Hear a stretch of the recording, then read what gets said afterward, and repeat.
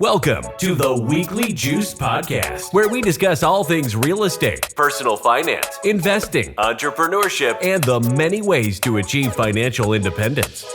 We interview accomplished investors and entrepreneurs with the goal that their stories inspire you to take control of your financial future. Here to get your creative juices flowing, while also documenting their own personal investing journeys, are your hosts, Corey Jacobson and Ryan Bevilacqua.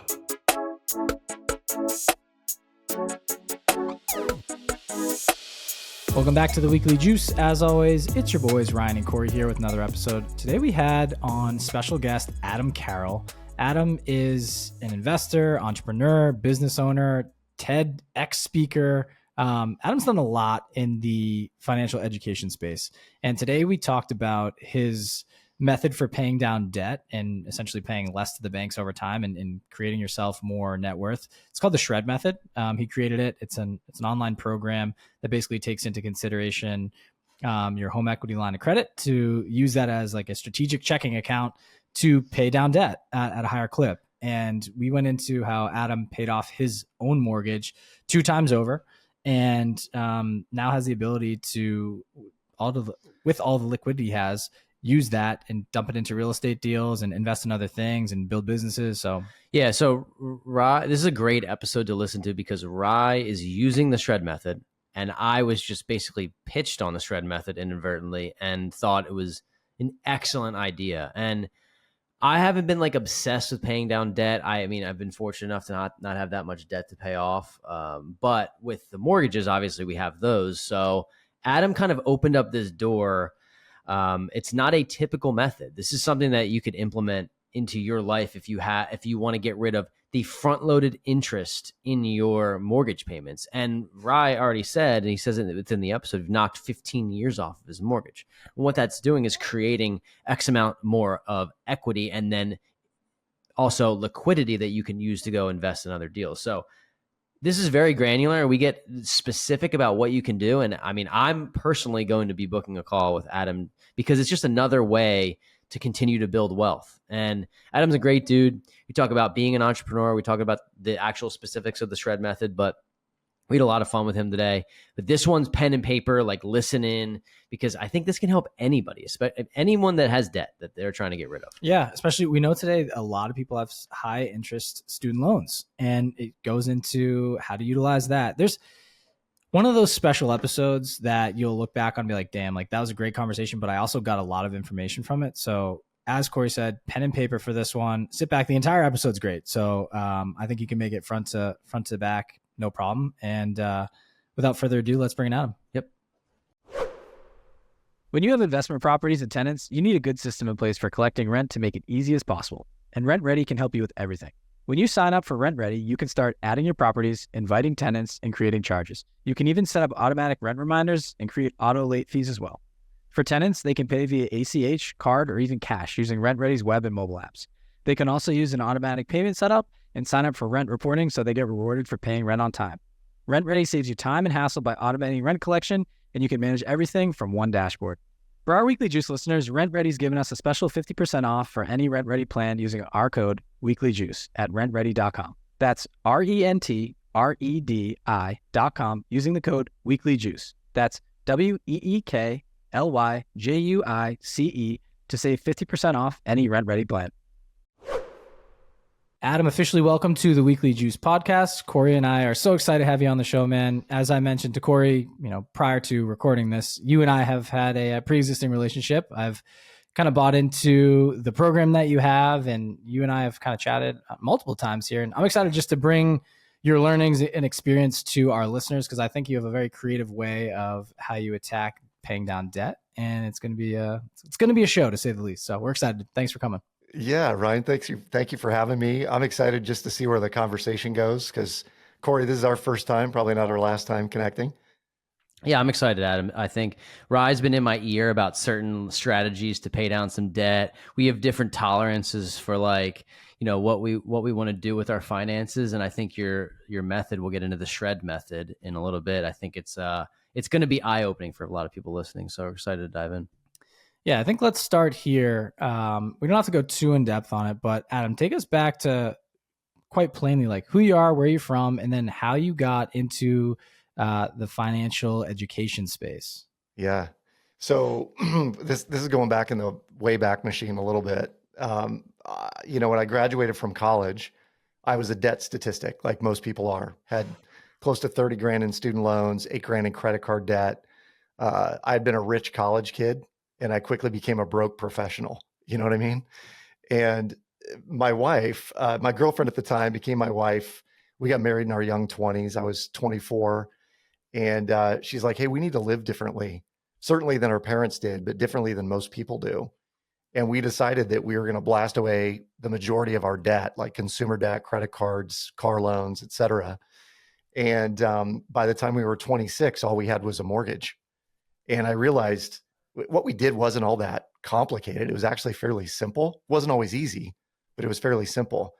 And I wanted to go teach that to young people because I didn't want them to live decades of their life the way I saw most people living it, which was working for the man, mired in debt, feeling like there was no way out. And so I wrote a book called Winning the Money Game, and we started delivering a program to college students across the country. And that's what really got me started in financial education. But I ventured into the mortgage world. I owned a mortgage brokerage for a period of time. I did a documentary on student loan debt that I sold to CNBC, did a TED Talk that went viral at the London Business School. And then all of that has kind of culminated into what I'm doing today, which is, coaching people around equity and debt reduction, and ultimately creating massive, passive, permanent streams of income that they can retire on early. I'm going to let Rye jump in because I know he has a bunch of questions specifically tailored towards your conversations. But first, I just want to talk about how important this debt payoff strategy, or just getting rid of as much debt as you can, bad debt, that is, at least for sure, because we're all about good debt and mortgages. But I was talking to some friends recently. I thought this was interesting and relevant to bring up. I have some friends who have $150,000 of student loan debt. Different kind of debt, still, in my opinion, not great debt, right? You're at a 6 to 10% probably interest. Yep. And I'm thinking, if these people are going to make $100,000, $200,000, $300,000 in the next 5 or 10 years, that's all fine and good. But if you have $1,000, $1,200, $1,500, $2,000 a month payment for 20 years, that is $1,000, $1,200, $1,500, $2,000 a month payment that you can't be keeping and investing and getting on the other side of the, like, tilting the seesaw, right? So totally, to be able to rid yourself of debt and still make the same amount of money that you had while you were paying it off, it really is life changing. So we focus so much on the investing side, so much on the building wealth side. But the leveling the playing field and getting your debt to a point where you feel comfortable, it's like whoever said that, figure out how to make $40,000 and live off 20, then figure out how to make $80,000 and live off 20, figure out how to make 120, live off 20. 20 is obviously kind of a ridiculous number to live off of, but stacking it that way is majorly important. So I know you probably have an intro into some of the questions here, but I wanted to add that. Yeah, I think that's a good way to set the table. And a lot of the conversation is going to be around debt and debt payoff. So good starting point. I think, Adam, with that, can you take us through the SHRED method? Corey teased it earlier in the show, but what is it and why did you create it? And then why are you so passionate about it?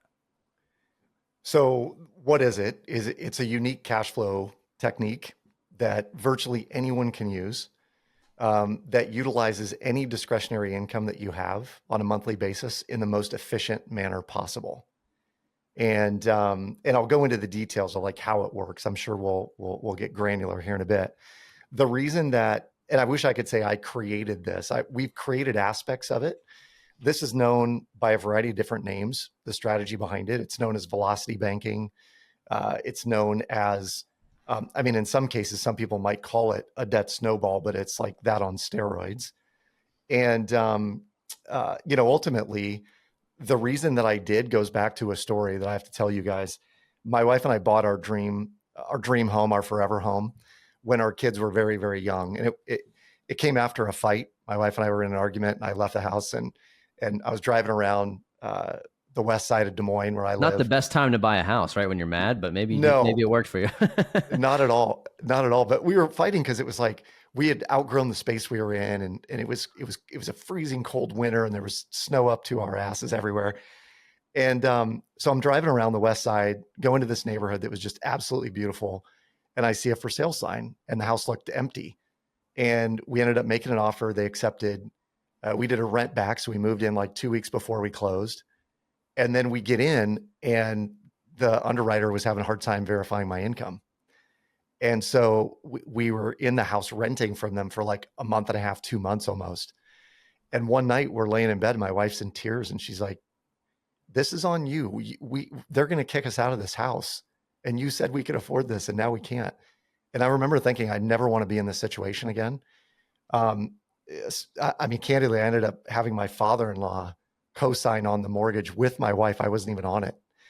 And it was like such a bruised ego moment for me that I was like, okay, I'm going to look for whatever I can do to make sure this doesn't happen.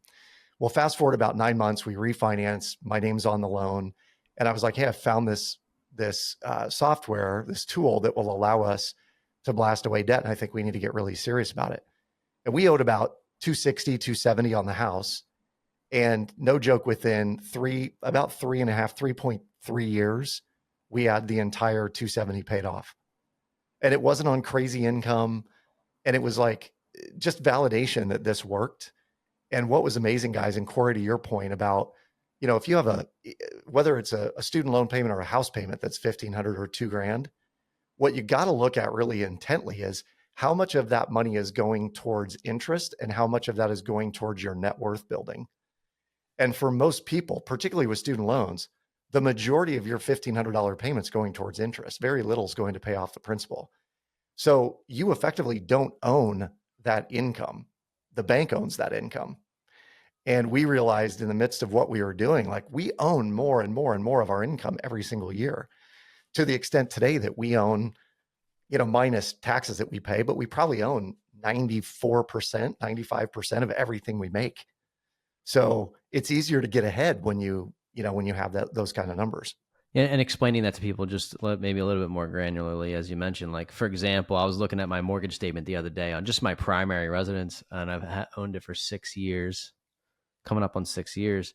And I've noticed that the principal now, it climbs by a couple dollars every single month, right? So Yeah. Now every time I have like Mint, I'm just kind of tracking it. It's automated, but instead of my mortgage is relatively small, but instead of a third of it going towards the principal, now you're up to like 2/5 or whatever, 40%, Yeah. right? Then all of a sudden you're at half, and it's like, oh, okay, that's actually building your wealth. So that's what you meant by, building the principal pay down versus interest that's going direct to the bank, and it's all front loaded. So, Totally.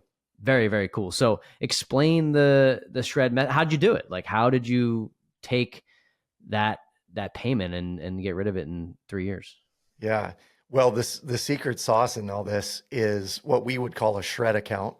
And a shred account is one of two things. It's either a savings account, like call it an emergency fund or an operations fund, an opportunity fund that you have sitting on the sidelines. That's usually somewhere between 10 and 15 grand, 20 grand maybe. Or in our case, what we used is a home equity line of credit. And so our HELOC became the opportunity fund or the shred fund. And essentially what happens, Corey, is your income funnels through the HELOC. And a HELOC can only ever be zero, or it's going to be negative. It will never go positive. Does that make sense? You can't have a surplus in a line of credit. Yep. Okay. And so the software that really powers the shred method will take it into account. How much income's coming in? What are your expenses going out? What are the debt payments going out? And it shows like, hey, there's going to be a surplus here for a period of 5 days, 10 days, whatever it might be. We're going to send that plus a little bit extra to your mortgage or to your largest debts. Could be student loans, could be car loan, whatever it might be. But it's going to send it to those debts and begin knocking them down pretty significantly on a month-by-month basis. And what happens is when you start making big lump sum payments to your debts, the debts end up going away, car loans, credit cards, student loans. your discretionary income keeps going up, which means the payments that you can make to the other debts keep going up. And so, it was not uncommon for us to make a couple payments a month to our mortgage in excess of $5,000 or $6,000. And it may have been borrowed for a few days on the line of credit, but the amount of interest that we were paying on it was negligible because our income would flow right back in and bring the line of credit balance down. So it's almost like what you're doing, you're creating interest rate arbitrage in a more complicated description of it. But whenever I say arbitrage or amortization table, people's eyes gloss over. So what I like to say is, imagine if you had 125% of your income on a biweekly basis that you could leverage somewhere. And it might cost you a few dollars to borrow that money, but you're going to save thousands or tens of thousands in the process of borrowing it and putting it in the right place.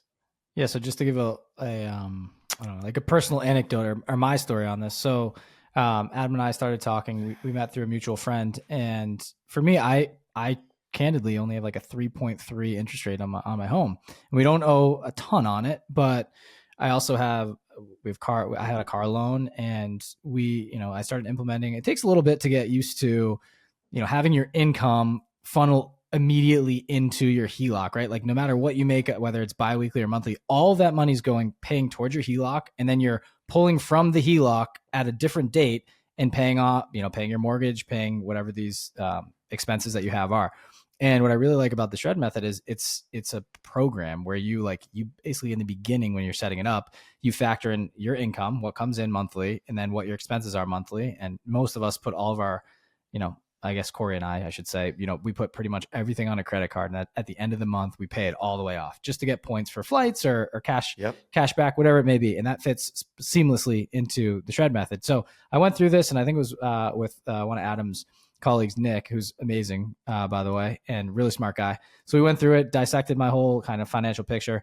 And within the first month, I had saved, I had a little bit of money saved up in I think you called it a liquidity account or whatever you want to, I don't even know what you call it, emergency fund, right? I had a little bit of money there, had some extra money coming in. And so I was like, you know what, let me just, rather than having to sit on the sidelines, let me put it to work. And I tried the method.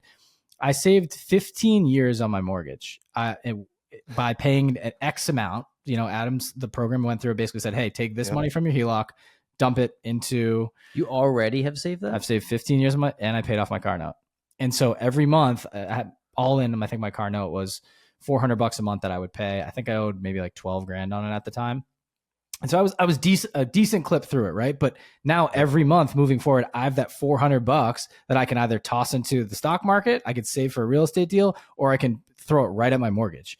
And that, it's like what, 4 times 12, it's like roughly like $5 grand a year. Not nothing. It's nice. And then if I dump it right to the mortgage, what I really liked is, the more you do this whole deal is based on discretionary income. You always have to be saving more than you're spending, right? You need that, let's call it 1,000 plus a month little goose egg or golden egg you have at the end of the month, and you dump that into whatever you're paying off. Maybe it's the student loans, maybe it's the mortgage, or maybe it's car note, whatever you have. For me, it was the mortgage, because we already paid off the car note, and just watching this chip away, it was awesome. Now I've kind of like switched gears semi. It's like, what am I going to use the Shred method account for? What am I going to use the Shred account for? For me, I'm really like, I created a brokerage account, and I really want to put 100K into that and just have it sit. I have multiple accounts doing sit, but my goal is like, dude, get that thing to 100K, then pivot back to the mortgage. Because we already paid off 15 years of it of interest. So I'm feeling pretty good about where that's at the moment. Now I'm, getting very close to that 100K clip in that specific account. So I'm like, okay, dude, just crank it. And so, I'm using the Shred method a little bit differently. Rather than pushing it towards my mortgage, I'm pushing it towards this account to just have your wealth build and accelerate faster. We talk about velocity of money all the time and how this can parlay into it. But I know there's a lot of things there. Adam, dissect me on what I just gave you. Is that accurate on what you're seeing with other people as well? I know I'm just a small case study.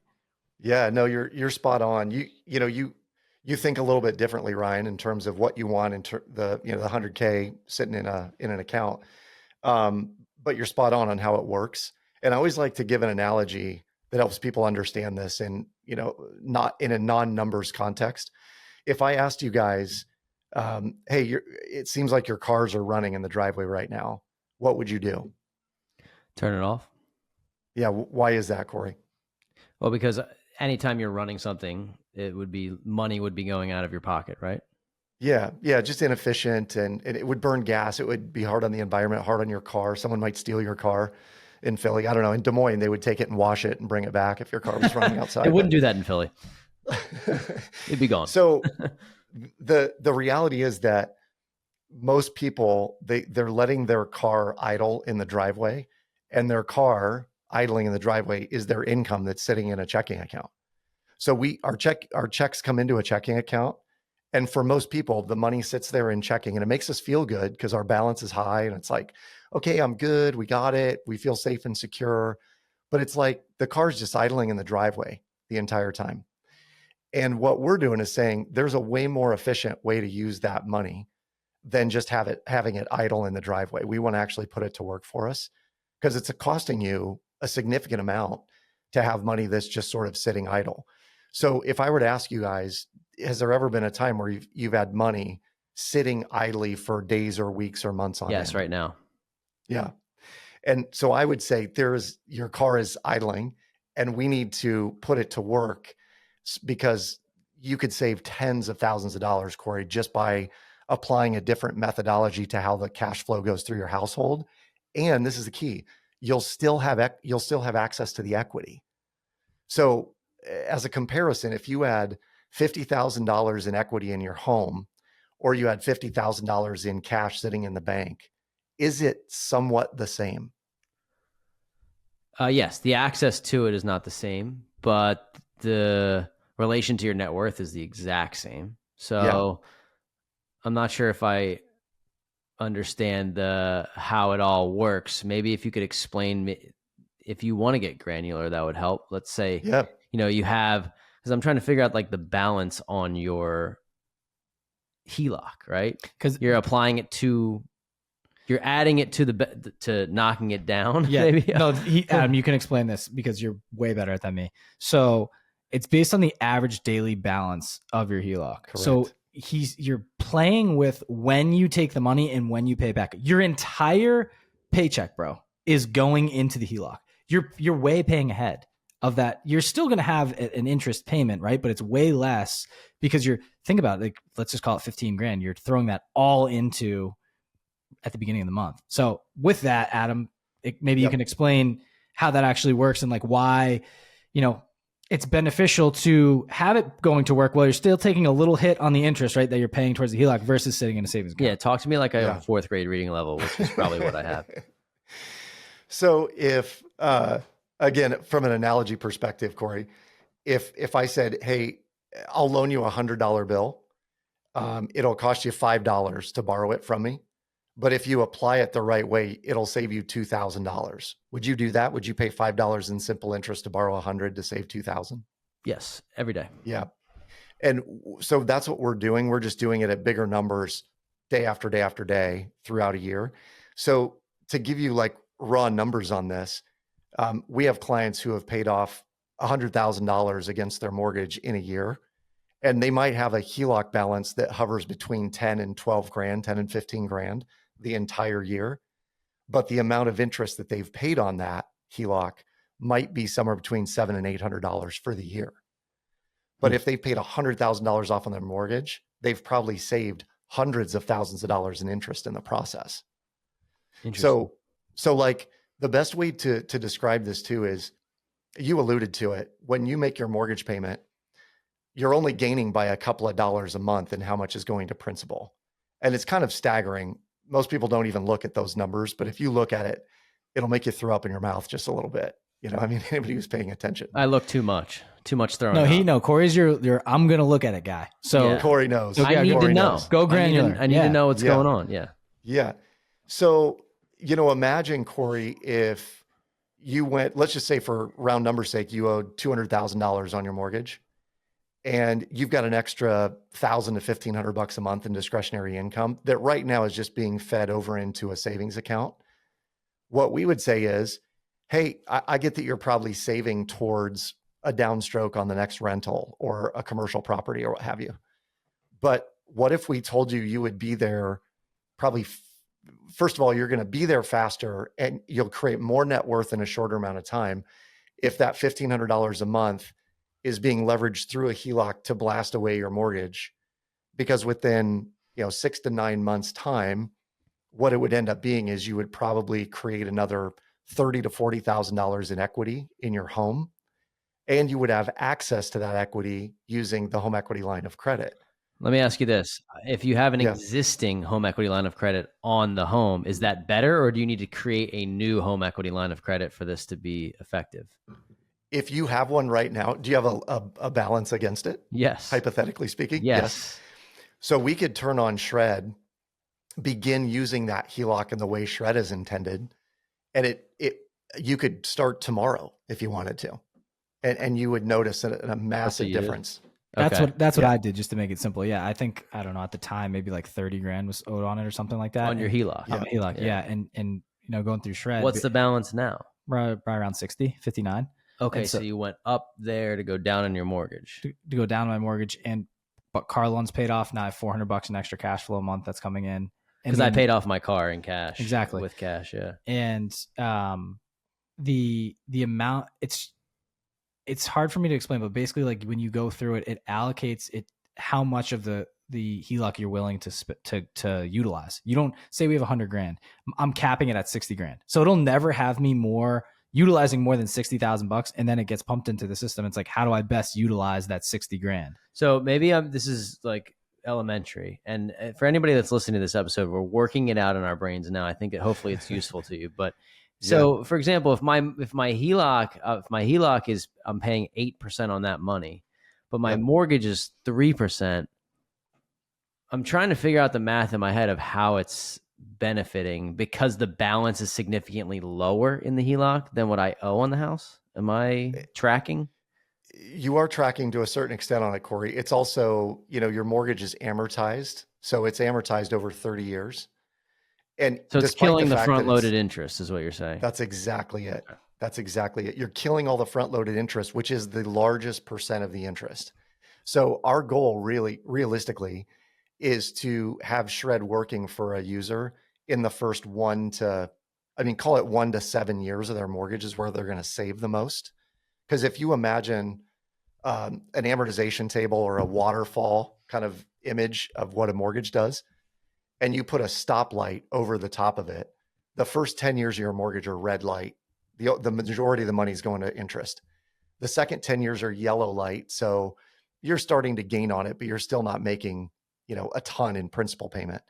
By the last 10 years, that's where the principal payments really happen. And most people will only stay in their home 7 or 8 years max. It may change now that rates are at 3% because people are emotionally tied to their interest rate, right? But the distinction is that if you use Shred in the first 1 to 7 years of your mortgage, you could literally have it paid off in that amount of time, or shred it to such an extent that then recasting becomes an option. And I don't know if are you guys familiar with recasting a mortgage? You taught me this, so please take it away. I had not heard about it before we went through it. Yeah. So, the challenge for most people is we get into a mortgage, and let's say our mortgage payment's $2,500 a month. It feels like, God, I'm stuck with a $2,500 mortgage payment for the rest of forever. But if you're using Shred and you bring a $300,000 mortgage down to $100,000, and you've still got 26 years left on the mortgage, you might be able to get your payment down to $600 or $700 a month and keep the exact same interest rate. Because when they recast it, they don't change the interest rate. They don't change the term. They're just changing what the balance is in calculating the payment. And not so secretly, that's how we have a $334 a month house payment, which will never pay off. We'll pay off in that'll be a cash flowing rental for you. 26 years. Yeah. Right? Yeah. And this is why we would do it is it's either going to, it makes paying for our living expenses ridiculously easy, because I can go make $500 in passive income on virtually any investment. So it covers our house payment. We live for free.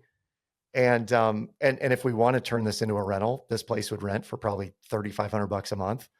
And we could use whatever the cash flow is on it to go pay for the next house and shred it in no time flat. That's the secret sauce right there. So for me, Like if I could turn my house, for example, that I'd be, probably moving out of in a year, 2 years, would probably cash flow $500-$600 a month as a rental because of the interest rate and how much I paid it down and where the mortgage is. But what you're saying, Adam, is that recasting is what you called it. I could maybe potentially take that $500-$600 a month in cash flow and turn it into 2,000, whatever, by using that. And instead of trying to buy 3 more rental properties at $500 a month in cash flow, you can have the same one do that. Sorry, and Corey, and if you did it right and you had a home equity line of credit on that property, I do.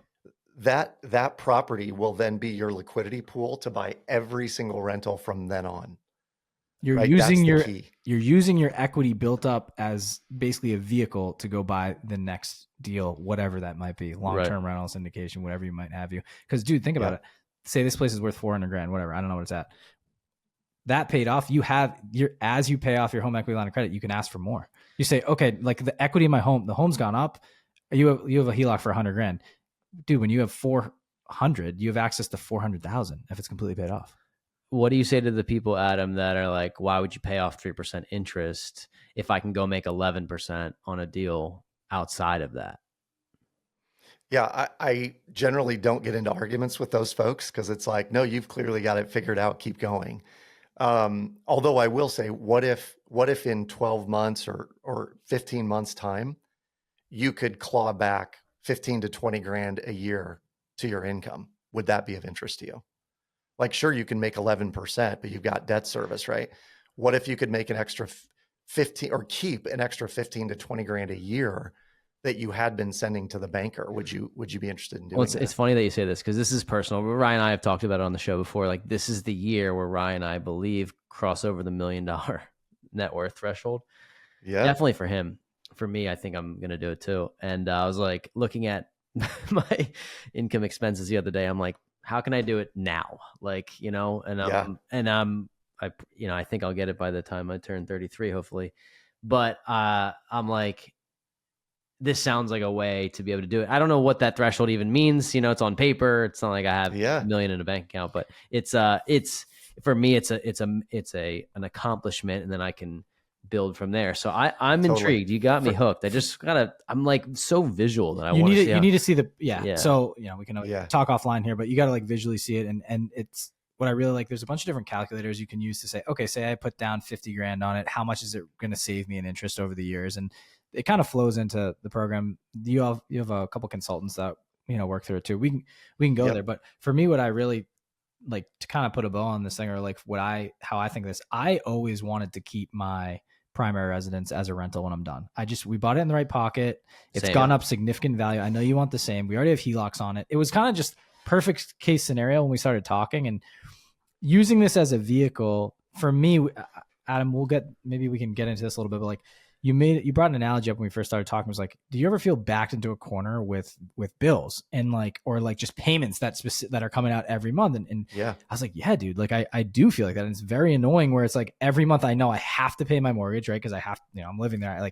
I have life insurance, so I have to pay that because it's a premium, and I'm doing, infinite banking in a way too. And then other things that I felt like I'm going to work and just trying to put in extra hours and trying to build other income streams just to pay for those, but then still stack and invest the rest. Right. And this was a way to kind of cut through it a little bit for me and realize, okay, every month I'm slowly creeping up my net worth at the end of the day because I'm paying less in interest, less back to the banks. I'm paying myself. And that was like, dude, I'm hooked.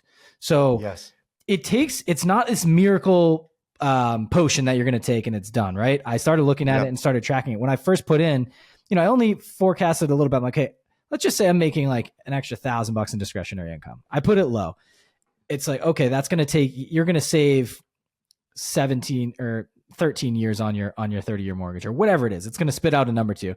Then I kept playing with them like, okay, the more discretionary income I have every month to dump into this, it's slowly cranking me down towards basically having, very low payments of interest and then I can recast my mortgage. And as we just had the conversation, but what I really loved was, and you're a numbers guy, Corey, like going into the calculator Yeah, I'm sweating I found thinking about it. Yeah, you want fighting at the bit, chomping at it. So I went through and I literally forecast. I think I don't know if I did this with you, Adam, but I know I went through a calculator process and found that once I get down to like the 100 grand mark, just getting paid down to the 100 grand left on the mortgage at the 3% interest rate amortized over however many years I personally have left, like 80% or something close to that was all going to me or principal. Yeah. And I was pumped about that because I'm like, dude, once I get to that, everything's just icing on top. The market slowly creeps up, traditionally, knock on wood for everybody. Then I'm built. Yeah, but even conservatively, then 3%. I have 400. Let's just say the house is worth 500 grand. I have $400,000 of equity that I can play with to pump into our other deals. And obviously, you got to run the numbers to make sure that the interest rates you're paying the appropriate amounts to interest rates, and you're deploying the cash into the HELOC at the right time. I think is key. The whole like algorithm you have built out. Timing. It's the timing. And maybe you can talk to the timing, because for me, I was like, hey, can I just figure this out on my own? Like maybe I'll mark it down on my calendar and do this. No dice, man. Like this thing spits out, you go through a transaction process. Did you process this payment on this date? They spit you back how much you should deploy to your mortgage, how much you should pay for your expenses. So maybe get even more granular and why the algorithm is, kind of like a little bit more automated than some Joe Schmo trying to figure it out. It goes to the heart of Corey's question too, about like, how does the math work on the line of credit and what it is, the interest rate it is? It really is about timing. Because if your paycheck comes in, you send a big lump sum to the mortgage, but your paycheck comes in 2 days later and fills that gap in, or almost fills that gap in, you're paying next to nothing in interest on that money that's borrowed, but you're saving several months, dozens of months potentially on your mortgage every time you do it.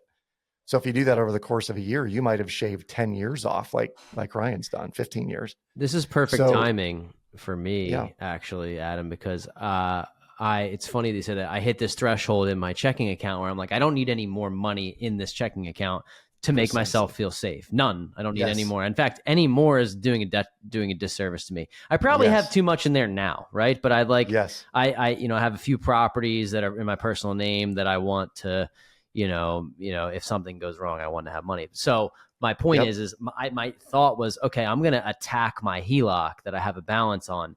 But it sounds like that's not necessarily the best place to put my money. I was trying to decide whether I should attack my HELOC or attack my brokerage, right? So I'm very interested to hear. It sounds like I could do that a lot faster using the shred method. You could. Cool. You could. And all it is really like a flow through. I mean, Corey, it'll honestly not even feel like it'll be a blip, but you'll notice the mortgage keeps going down. Your line of credit might stay relatively the same. It'll kind of bounce between a high and low number. But the power of this, and I want to make sure we touch on this at least once before the end, is that you'll get to a point where you got really significant equity. And Ryan was saying, I got 400 grand I could deploy somewhere, but we got to make sure the interest rate is right. Well, imagine if you were putting 25 or 50 grand a year in addition to an infinite banking policy that you knew you could borrow out at a 5% guaranteed rate. Now you control or have some control over the interest rate. It's not relative to what the Fed's done at 8%, 7.5%, 8%, but you're locked in at 5%. You're borrowing it from yourself. And here's the kicker. There's no payment on it if you don't want to, right? I mean, the power of shred, and I know you guys just did an infinite banking program, but when you couple shred with infinite banking, this thing's a no-brainer. So I mean, it's like a video game you can't lose. Those are the kind I like. So you're such a gamer. I'm a gamer. I know. Fortnite Season 8 came out this weekend. I don't know what you're talking about. It's all good. I will say shout out to those who know the sheets, dude. Yeah, dude. Spreadsheets.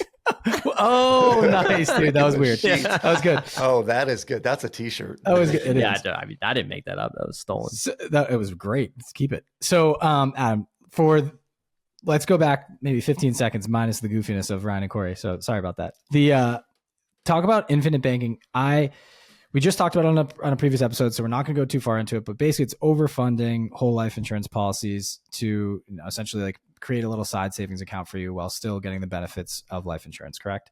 So with that, how it's going to be complex for people. Can you bring us back to fourth grade Ryan and Corey and like how they parlay into each other. Because truthfully, I have both of these things cranking at the same time.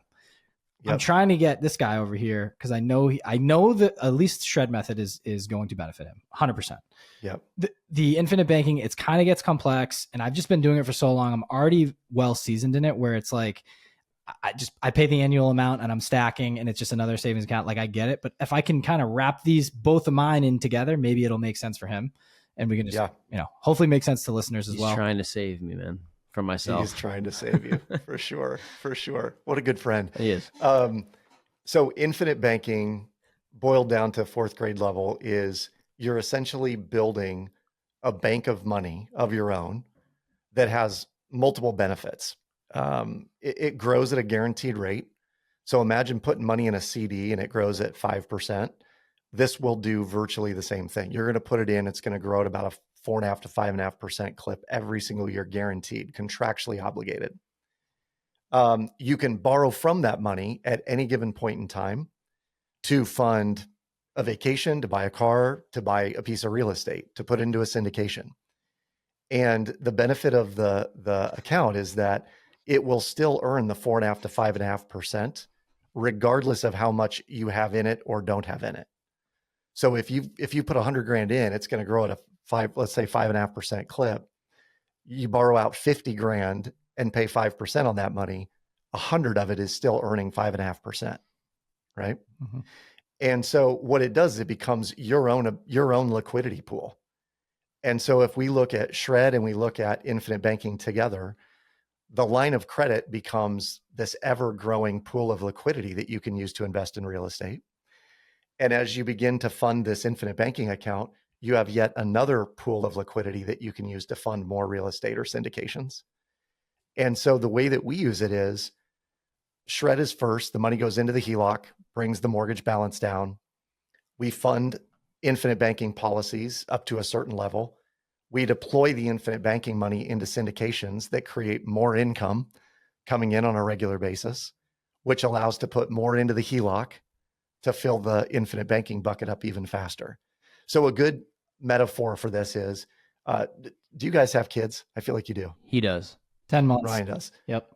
10 months. Okay. So Ryan, you haven't taken your child yet to the water park, but you guys remember the water park, right? Yep. We're going in the fall. So we're getting ready.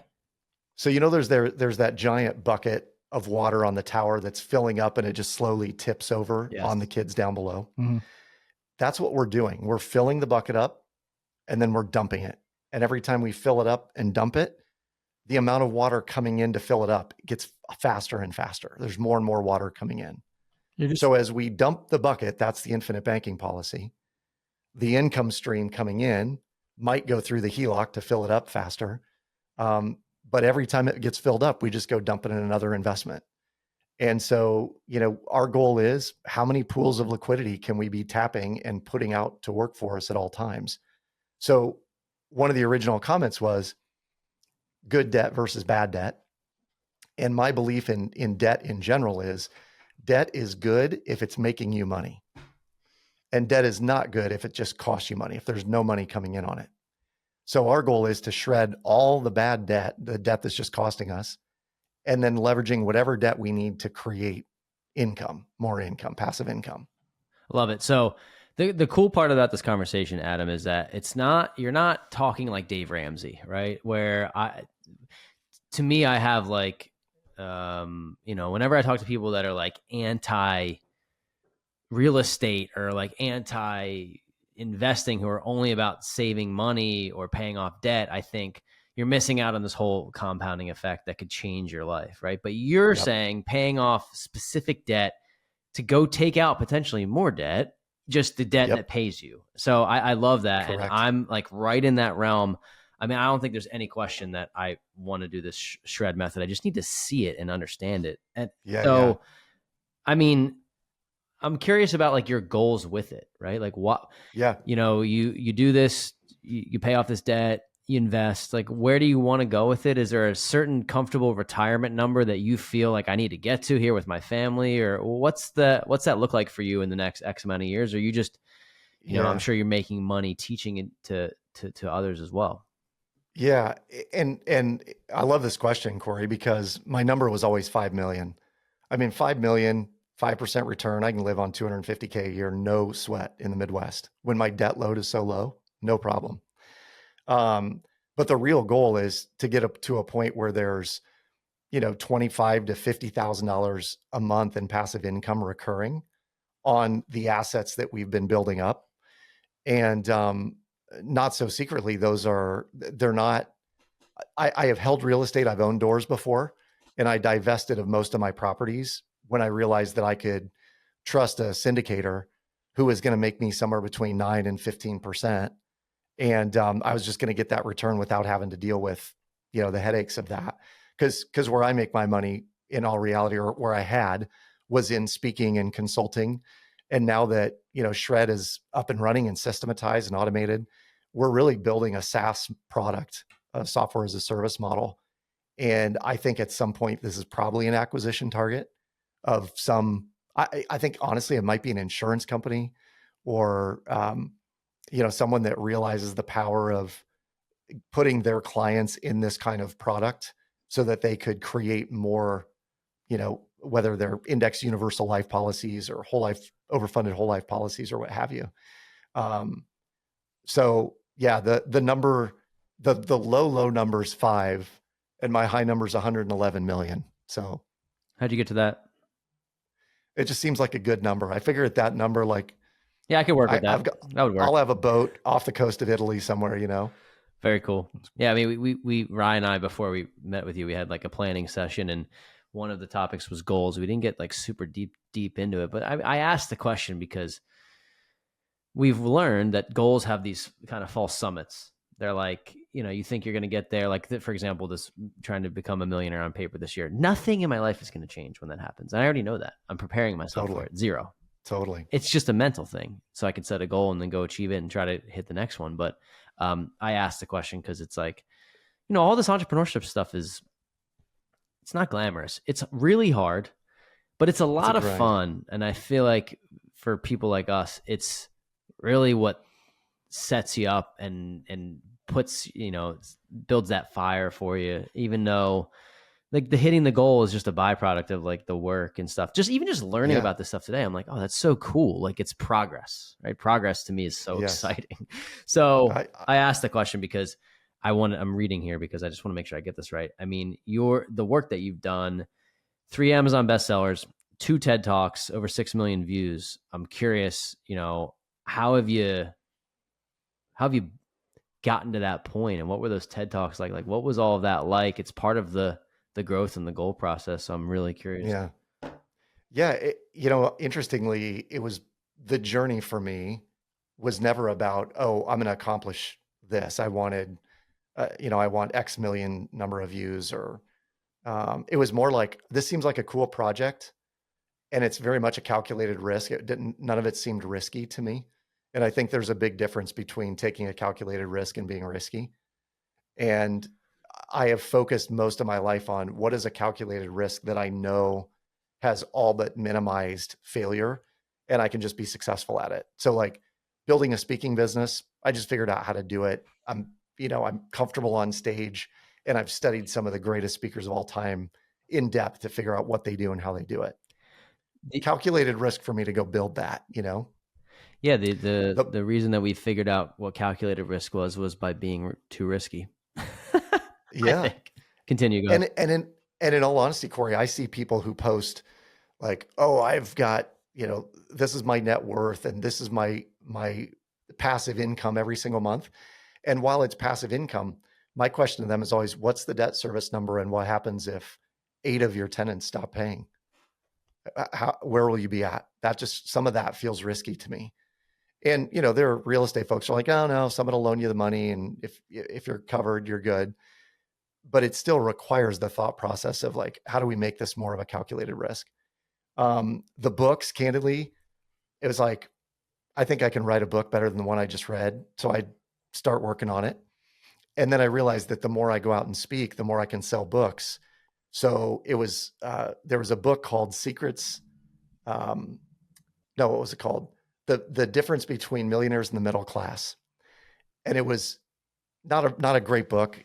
Clearly the guy wrote it over a weekend in some cabin somewhere.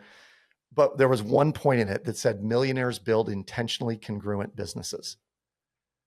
And I'm like, okay, intentionally congruent business in my world would be, I'm going to speak, I'm going to write a book, I'm going to do retreats, I'm going to create a podcast. And then with all the followers that I have, okay, I'm going to create a software course that will help people get out of debt because then they're on the train, right?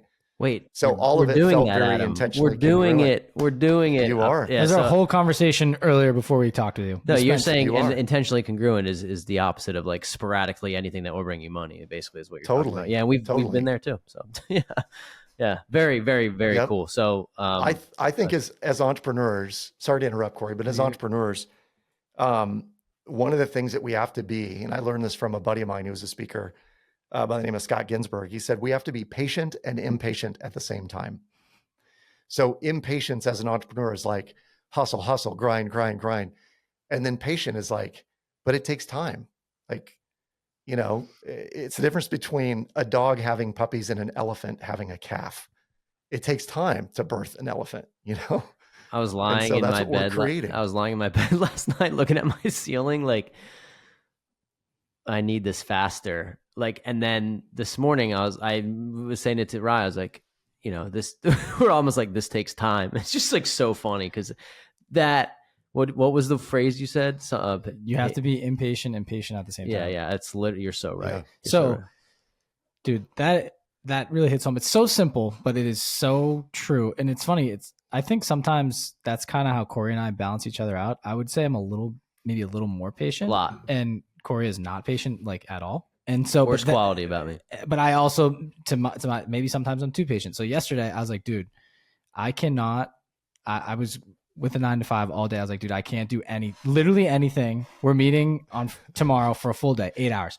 You got me for the whole day, bro. And I'll talk to you then. We have so many different verticals within our businesses. He texted me about 4 different ones. I go, dude, I will talk to you tomorrow. Like I couldn't give it attention. I wasn't trying to be a jerk. I was like, bro, like I literally can't think about it. We got patience, sir. I'll see you for 8 hours tomorrow. And it's just funny because some days it'll be the opposite and I'll be peppering him and he's like, dude, like we can't do this today. Like I can't talk. So that's just a partnership angle of pinging ponging. But totally. This whole thing, you're so right. Like we've been at podcasting and building our businesses for 3.5 plus, like roughly 4 years at this point. And we've taken leaps and bounds from where we were. Our whole lives are completely different. But at the same time, I'm like, dude, some of our business feels the same. And I'm like, dude, what are we doing? And he's the same. We're like, we're talking about the same stuff. We're like, how do we get better at this? And it's just like keep chipping away slowly and getting 1% at least 1% better every day. And the patience and impatience thing, it's so true. And I think we should remind ourselves of that. It's like, you're trying to always stay ahead of the curve, right? And you're always trying to like make progress, but at the same time, you have to stay consistent and show up even to do the mundane tasks that require to grow a business. And it's so hard. So I appreciate you bringing it up because it's so funny. We've been this week, it just applied to us perfectly. Yeah. And I equate it to, I'll let Adam have a word in a second here. I equate it to working out, right? I've said this on a couple episodes before, but it's like so perfect for this scenario. It's like if you work out 5 days a week and you put in 75% effort in every single one of those workouts, you are going to be so much further than working out once a week at 110%. Like it's not, there's no correlation. There was a guy that I was looking at a TikTok or Instagram the other day, and he's probably like 70 years old. I don't know if anybody's seen it, Robert F. Kennedy. It wasn't him, but he reminds me of Robert Kennedy because he's like built, he's like big, he's strong. And it was this guy, I think maybe he was in the interview with him and he's like, the question was, what have you done to achieve this body? He's like, 4 days a week for 40 years. That's what I've done. Like, you know, it's not like he had this detailed breakdown of like what he has to do in every single day. He's like 4 days a week, 40 years. That's what I did. And it's so the consistency of showing up, the only time you recognize how valuable it is when you take a second to be present on a trip. It doesn't have to be on a trip. It can be anywhere and just look back. But if you don't have that and you don't look back, you'll never actually notice it. It's kind of like what the boiling frog or whatever doesn't realize the water's too hot until it's already too hot. So it's like, it's a hard reminder, but I'm sure you've had those days and probably still do. So, Oh, 100%. And I love the analogy you just gave, Corey, because someone referred to their workout age. And I was like, what is that exactly? And she goes, I'm as old. And it was like, oh, I'm 5 years old in my workout age. And what that meant was for 5 years consistently, she'd been putting in the reps to get fit. And I think people they're kind of like newborns all the time because they start and then they stop. And then they start working out and then they stop. yeah, it's why I hate New Year's resolutions. I think they're stupid. Yeah. It's like, yeah.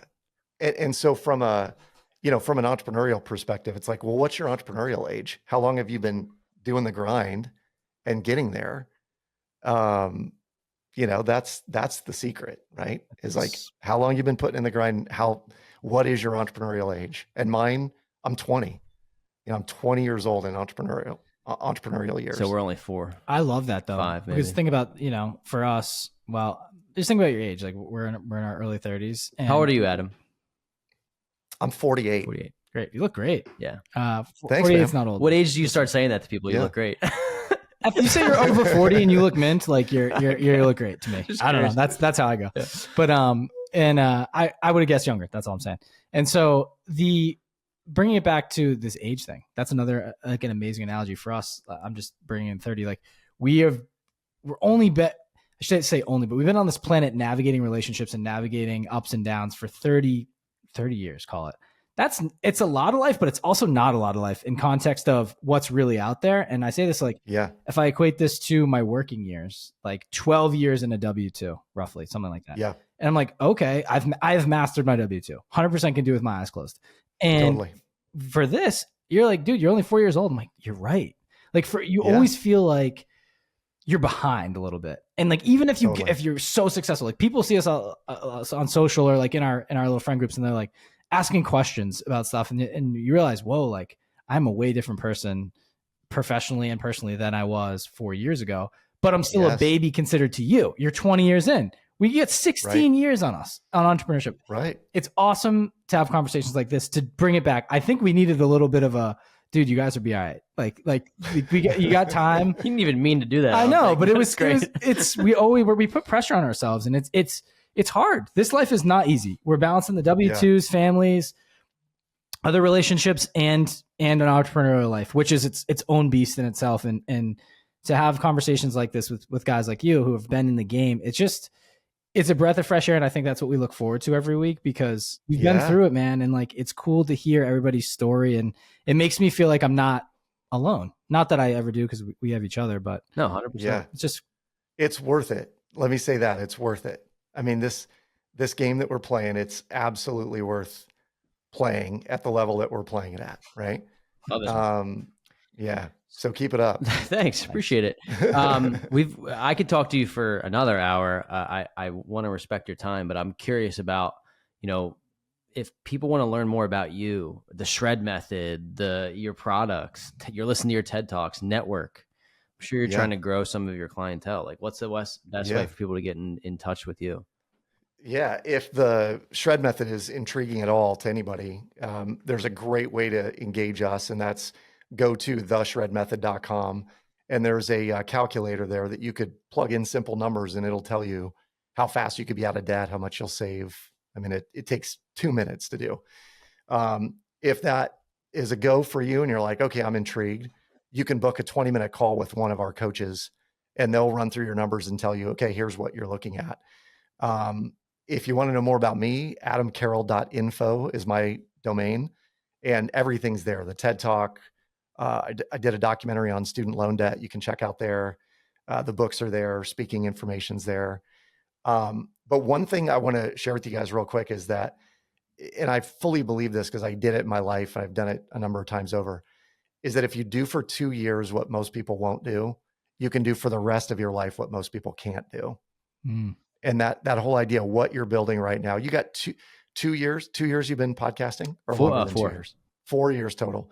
So you've done it twice now, but there are things that you guys are going to be able to do that other people can't because of what you've done with the podcast. Same deal with real estate. The more you get into that, do for 2 years what most people won't, you'll do for the rest of your life what most people can't. And I believe wholeheartedly in that sentiment. From the shred method perspective, it's, if you figure out a different way to reorient your cash flow for 24 months, it is a life-changing experience because of the equity and liquidity you have available to you. I'm 100% going to do it. So I don't know what that process looks like, or at least explore it further. But I know a guy, dude. You know a guy? Yeah. All right, cool. You know a guy who knows a guy. But this has been awesome, Adam. I just enjoyed the conversation. It's funny that you said, do what most people won't so that you can live like most people can't.